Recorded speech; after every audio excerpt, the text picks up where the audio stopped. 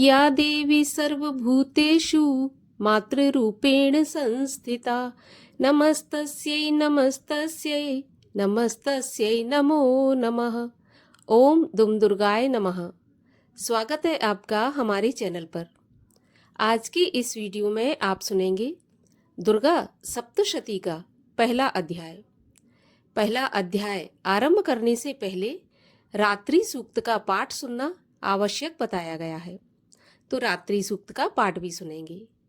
तो सभी प्रकार की व्रत कथाएं सुनने के लिए और दुर्गा सप्तशती के सभी अध्याय सुनने के लिए आपको हमारे चैनल को सब्सक्राइब करना है, बेल आइकन को प्रेस करके रखना है और आज की कथा अच्छी लगे तो लाइक करना है और शेयर करना है।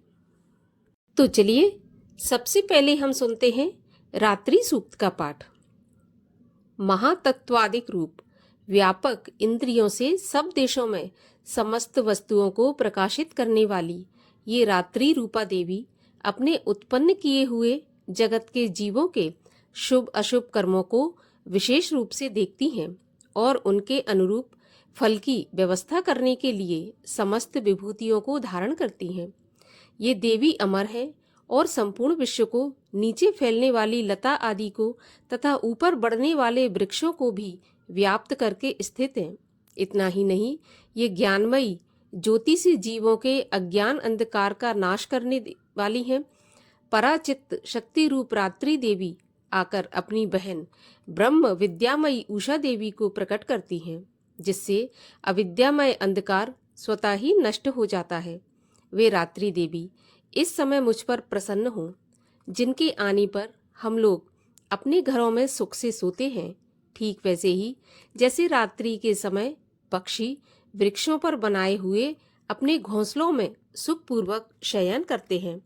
उस करुणामयी रात्रि देवी के अंक में संपूर्ण ग्रामवासी मनुष्य, पैरों से चलने वाले गाय घोड़े आदि पशु, पंखों से उड़ने वाले पक्षी एवं पतंगे आदि, किसी प्रयोजन से यात्रा करने वाले पथिक और बाज आदि भी सुखपूर्वक सोते हैं। हे रात्रिमयी चित्त शक्ति, तुम कृपा करके वासनामयी वृक्की तथा पापमय वृक्क को हमसे अलग करो, काम आदि तस्कर समुदाय को भी दूर हटाओ। उसके बाद हमारे लिए सुखपूर्वक तरने योग्य हो जाओ, मोक्षदायिनी एवं कल्याणकारी बन जाओ। हे उषा, हे रात्रि की अधिष्ठात्री देवी, सब ओर फैला हुआ यह अज्ञानमय काला अंधकार मेरे निकट आ पहुंचा है। तुम इसे ऋण की भांति दूर करो। जैसे धन देकर अपने भक्तों के ऋण दूर करती हो, उसी प्रकार ज्ञान देकर इस अज्ञान को भी हटा दो। हे रात्रि देवी, तुम दूध देने वाली गऊ के समान हो। मैं तुम्हारे पास आकर स्तुति आदि से तुम्हें अपने अनुकूल करता हूँ। परम व्योम स्वरूप परमात्मा की पुत्री, तुम्हारी कृपा से मैं काम आदि शत्रुओं को जीत चुका हूँ। तुम स्तोम की भांति मेरे इस हविष्य को भी ग्रहण करो। श्री दुर्गा सप्तशती पहला अध्याय। महर्षि मार्कंडेय जी बोले, भगवान सूर्य के पुत्र सावर्णी की उत्पत्ति की कथा को मैं विस्तार से कहता हूँ, सो आप ध्यान से सुनिए। सूर्य की पत्नी छाया से उत्पन्न सावर्णी जगजननी महामाया की कृपा से जैसे जैसे मनवंतर के अधिपति बने, वह विशिष्ट कथा सुनिए। प्राचीन काल में स्वरोचिष मनवंतर के चैत्रवंशी राजा सुरथ समस्त पृथ्वी के चक्रवर्ती राजा हुए। वे प्रजा का अपने पुत्रों की भांति पालन करते थे। यवन राजाओं से राजा सुरथ की शत्रुता हो गई। दुष्ट दलन राजा सुरथ से उनका भयंकर युद्ध हुआ और थोड़ी सेना होने के कारण यवन राजाओं ने सुरथ को हरा दिया। उसके बाद राजा अपने नगर में आकर राज्य करने लगा, तो भी अन्य शत्रु राजाओं ने राजा सुरथ पर चढ़ाई कर दी और नगर में भी दुराचारी मंत्रियों ने राजा का कोष, सैन्य तथा समस्त वस्तुएं छीन ली। तब राजा हारकर अकेला ही घोड़े पर सवार हो शिकार खेलने के बहाने घोर जंगल में चला गया। वहां उन्होंने महर्षि मेधा का सुंदर आश्रम देखा, जो अहिंसक सिंह आदि पशुओं तथा शिष्यों और मनुष्यों से शोभित था। वहां बैठे हुए महर्षि मेधा को राजा सुरथ ने नमस्कार किया और मुनि से उचित सत्कार पाकर उसी आश्रम में रहने लगा। कुछ समय के बाद फिर वह अपनी राज्य तथा प्रजा की चिंता से विचारने लगा कि जिस राज्य को मेरे पूर्वजों ने भली भांति चलाया और प्रजा का पालन किया, वह आज मुझसे दूर चला गया। वे दुष्ट मंत्री राज्य का पालन धर्म नीति के अनुसार कर रहे होंगे या नहीं, और मेरा मुख्य हाथी भी दुश्मनों के वश में हो जाने से क्या क्या कष्ट भोगता होगा। जो आज्ञाकारी नौकर नित्य प्रसन्नता से धन और भोजन प्राप्त करते थे, अब उन दुष्ट राजाओं के आश्रय में रहकर कष्ट पाते होंगे। मंत्री राज्य के धन को कुमार्ग में व्यर्थ ही अपव्यय करते होंगे। जो धन मेरे पूर्वजों ने बड़े कष्ट से इकट्ठा किया था, वो नष्ट हो गया होगा। इस प्रकार वह राजा राज्य की सभी बातों की चिंता करने लगा। कुछ समय के बाद एक दिन आश्रम के पास एक वैश्य को आते देखा तो राजा ने उससे पूछा कि अरे भाई, तुम कौन हो और यहाँ क्यों आए हो? तुम्हारा मलिन मुख शोक युक्त क्यों दिखाई देता है? इस प्रकार राजा सुरथ की बातों को सुनकर उस समाधि नाम के वैश्य ने राजा सुरथ से कहा कि हे राजन, मैं समाधि नाम का एक वैश्य हूँ। मेरा जन्म धनवान कुल में हुआ है। मेरे दुष्ट स्त्री व पुत्र आदि ने मुझे धन के लोभ में घर से निकाल दिया और मेरा धन छीन लिया। मैं धन स्त्री पुत्र से रहित हूँ। अब अकेला दुखी होकर इस वन में आया हूँ। मुझे अपनी स्त्री एवं बंधुओं का कुछ पता नहीं। मैं यहाँ रहने के कारण अपनी स्त्री, पुत्र और स्वजनों की परिस्थिति के बारे में भी नहीं जानता कि वे इस समय अपने स्थान पर सुखी हैं या दुखी। मैं यह भी नहीं जानता कि मेरे पुत्र सदाचारी हैं या व्यभिचारी। राजा बोला, जिन स्त्री पुत्र ने तेरी धन संपत्ति को छीन लिया, फिर उन्हीं के मोह में तेरा मन क्यों जाता है? तब वैश्य बोला, आपने मेरे विषय में जो बातें कहीं वे वास्तव में सत्य हैं, परंतु मैं क्या करूं, चित्त में कठोरता उत्पन्न नहीं होती। जिन पुत्र आदि ने धन के लोभ में आकर मुझे घर से निकाल दिया, मेरा चित्त फिर भी उन्हीं में जाकर आसक्त होता है। मैं क्या करूं? इन स्वजनों के निर्मोही होने पर भी मेरे मन में उनके प्रति प्रेम है। मार्कंडेय जी ऋषि बोले, हे ब्राह्मण। उसके बाद राजा सुरथ और समाधि वैश्य दोनों मिलकर मेधा मुनि के समीप जाकर प्रणाम करके बैठ गए और मेधा ऋषि से कथा प्रसंग करने लगे। राजा बोला, भगवान, मैं आपसे एक बात पूछना चाहता हूँ, आप कृपा करके बताओ।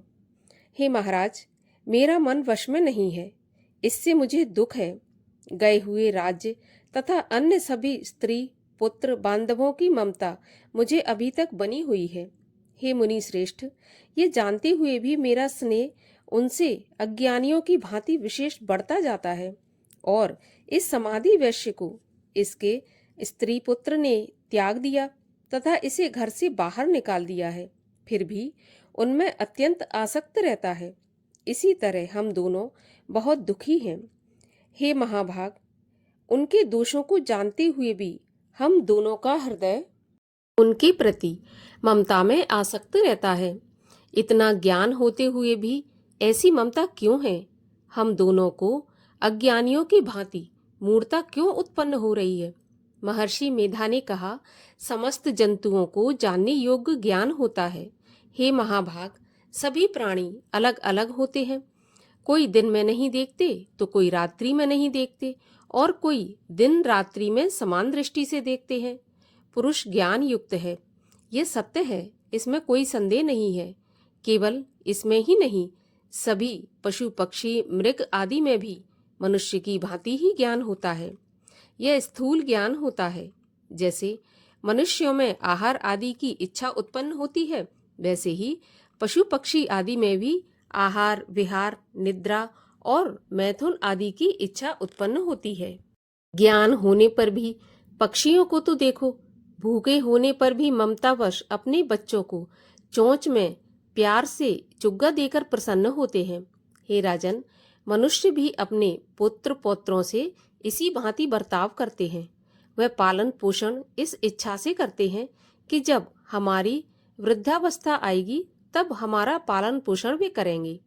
क्या तुम यह नहीं देखते कि पुत्र आदि उनका भरण पोषण ना भी करें तो भी माता पिता तो करते ही हैं, क्योंकि विश्व की स्थिति को रखने वाली महामाया के प्रभाव से वे मोह के गड्ढे में डाल दिए जाते हैं। इसमें कोई आश्चर्य नहीं है, क्योंकि ये भगवान विष्णु की योग निद्रा है जिससे संसार मोहित हो जाता है। यही भगवान की महामाया भगवती है। वह भगवती देवी बड़े बड़े ज्ञानियों के चित्त को जबरदस्ती खींचकर मोह में डाल देती है। इस देवी ने ही चराचर विश्व को उत्पन्न किया है और यह देवी प्रसन्न होकर भक्तों को वरदान देती हैं, जिससे मुक्ति मिलती है। वही मुक्ति की परम हेतु सनातनी ब्रह्मज्ञान स्वरूपा विद्या है। राजा बोला, हे भगवान, आप जिसे महामाया कहते हैं वह कौन सी देवी है? वह देवी कैसे उत्पन्न हुई और उसका क्या काम है? उसका स्वभाव, स्वरूप, उत्पत्ति आदि के विषय में भी मैं सुनना चाहता हूँ। सो आप कृपा करके सभी वृत्तांत मुझे सुनाइए। तब मेधावी ऋषि ने कहा, यह देवी नित्य है और चराचर में व्याप्त है, तथापि उसकी उत्पत्ति अनेक भांति से है। उस कथा को तुम मुझसे सुनो। ये भगवती देवताओं के कार्य सिद्ध के लिए उत्पन्न होती हैं और अजन्मा होकर भी उत्पन्ना कहलाती हैं। जब भगवान विष्णु संपूर्ण विश्व को त्याग अंत में जल ही जल करके योग निद्रा में शेष शैया पर शयन कर रहे थे, उस समय विख्यात मधु और कैटभ नाम के दो घोर असुर भगवान विष्णु के कान की मैल से पैदा होकर ब्रह्मा जी को मारने को तैयार हुए। ब्रह्मा जी भगवान विष्णु की नाभि कमल पर स्थित थे। उन दोनों भयंकर असुरों को मारने को आते देख और भगवान विष्णु को सोता हुआ देखकर ब्रह्मा जी योग निद्रा की प्रसन्नता के लिए एकाग्र मन से स्तुति करने लगे, जिससे कि भगवान विष्णु के नेत्रों से भगवती योग माया अपना प्रभाव हटा लें और भगवान जाग जाएं। वह योग माया विश्वेश्वरी जगत माता, स्थिति एवं संहार करने वाली भगवान विष्णु की अतुल तेज वाली निद्रा स्वरूपा अनुपम शक्ति है। ब्रह्मा जी बोले, हे महामाये, तुम स्वाहा अर्थात देवताओं को पालने वाली हो। तुम स्वधा अर्थात पितृश्वरों का पोषण करने वाली हो। तुम ही वष्टकार स्वर अर्थात इंद्र को यज्ञ का हिस्सा पहुंचाने वाली हो। अमृत भी तुम ही हो, अक्षरों में स्वर तुम ही हो तथा नित्य आदि मात्रा तुम ही हो। हे देवी, तुम ही संध्या, सावित्री और संसार की जननी हो। और हे मातेश्वरी, विश्व को उत्पन्न, पालन और संहार करने वाली आप ही हो। आप ही महाविद्या, महादेवी, महासुरी हो। आप ही समस्त चराचर के तीनों गुणों सत्व, रज, तम को उत्पन्न करने वाली प्रकृति हो। आप ही कालरात्रि हो। आप खड्ग, शूल, घोर, गदा, शंख, चक्र, धनुष बाण, भुशुंडी, परिग आदि अस्त्र शस्त्रों को धारण करने वाली हो।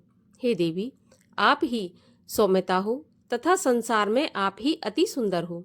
पर तथा अपरों में श्रेष्ठ आप ही परमेश्वरी हो, जो इस विश्व की रचना और पालन संहार करते हैं। उन भगवान विष्णु को आपने अपनी निद्रा के वश में कर लिया है। फिर भला बताइए कि कौन आपकी प्रार्थना करने में समर्थ है, जबकि आपने भगवान विष्णु, भगवान शंकर तथा मुझसे यह शरीर ग्रहण कर लिया है। आप तो अपने प्रभाव से स्वयं प्रकाशित हो। मधु और कैटभ नाम के इन महादुष्टों को आप मोह लीजिए और विश्वपति भगवान विष्णु को जगाइए। इन दोनों महाअसुरों का संहार करने के लिए भगवान को बुद्धि दीजिए। ऋषि बोले, इस प्रकार जब ब्रह्मा जी ने मधु और कैटभ असुरों के संहार के लिए तथा भगवान विष्णु को जगाने के लिए तामसी देवी की प्रार्थना की, तो उसी समय भगवान विष्णु के नयन, मुख, नाक, भुजा, हृदय और वक्ष स्थल से निकलकर अव्यक्त योग माया उपस्थित हो गई और योग निद्रा से भगवान जाग गए। उसके बाद भगवान विष्णु ने उन पराक्रमी वीर्यवान मधु और कैटभ असुरों को देखा, जिनकी ब्रह्मा जी को खाने के लिए आंखें लाल हो रही थीं। तब भगवान विष्णु ने शेष शैया से उठकर उन असुरों से 5000 वर्ष तक बाहु युद्ध किया। अति बलशाली महाउन्मत्त दोनों असुरों को महामाया ने मोहित कर रखा था। अतः दुष्टों ने भगवान से कहा कि आप हमसे वरदान मांगो। भगवान ने कहा, यदि तुम मुझ पर प्रसन्न हो तो मेरे हाथों तुम्हारी मृत्यु हो जाए। मैं तो केवल यही वरदान चाहता हूँ। ऋषि ने कहा, इस भांति जब भगवान ने उनसे यह वरदान ले लिया तो वे भगवान से कहने लगे कि हमें सर्वत्र जल ही जल दिखाई देता है, इसलिए हे भगवान, हमारा वध उस स्थान पर कीजिए जिस जगह पर पानी ना हो। ऋषि मेधा ने कहा, तब भगवान विष्णु ने शंख, चक्र और गदा धारण किए और उनसे तथास्तु कहा और दोनों के सिर अपनी जांघों पर रखकर चक्र से काट दिए। इस प्रकार ये महामाया देवी श्री ब्रह्मा जी की प्रार्थना करने पर स्वयं उत्पन्न हुई है। हे राजन, मैं अब इसके प्रभाव को बताता हूँ, सो आप ध्यान से सुनिए। प्रथम अध्याय यहीं पर समाप्त होता है। दूसरा अध्याय सुनने के लिए और गणगौर व्रत की कथा सुनने के लिए हमारे चैनल को सब्सक्राइब अवश्य करके रखिए, बेल आइकन को प्रेस करके रखिए और आज की वीडियो अच्छी लगी हो तो लाइक ज़रूर कीजिए और शेयर कीजिए।